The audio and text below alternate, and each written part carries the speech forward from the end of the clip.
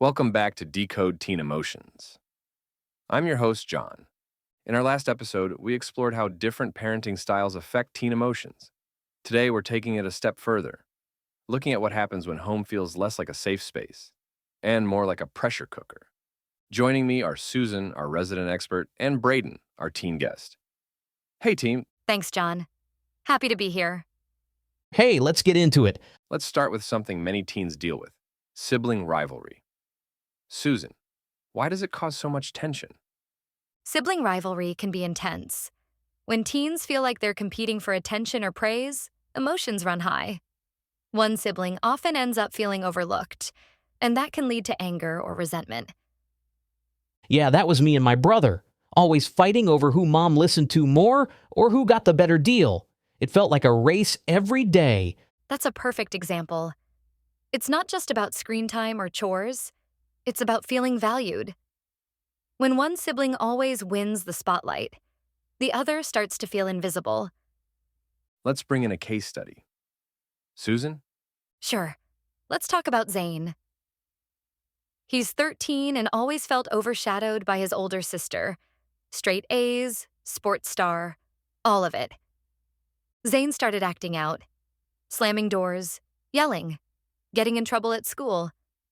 Not because he was bad, but because he felt unseen. Once his parents started spending one-on-one time with him, things changed. He wasn't trying to act out anymore. He was trying to be seen. That hits. When you're always the troublemaker, you start to play the part. Let's shift to another issue: financial stress and parental conflict.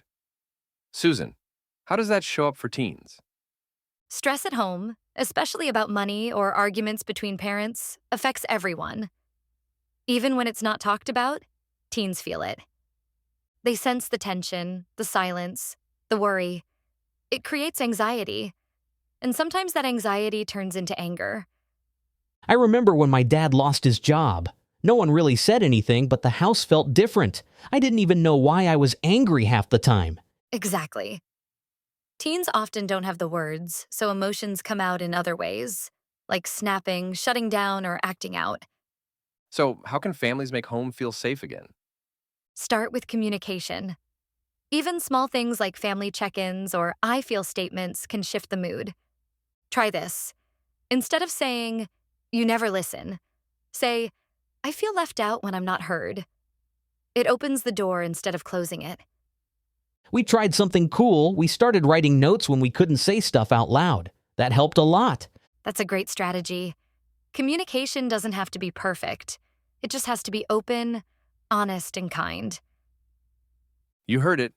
Home doesn't have to be perfect. It just has to feel safe. Thanks again to Susan and Brayden for sharing their stories and strategies.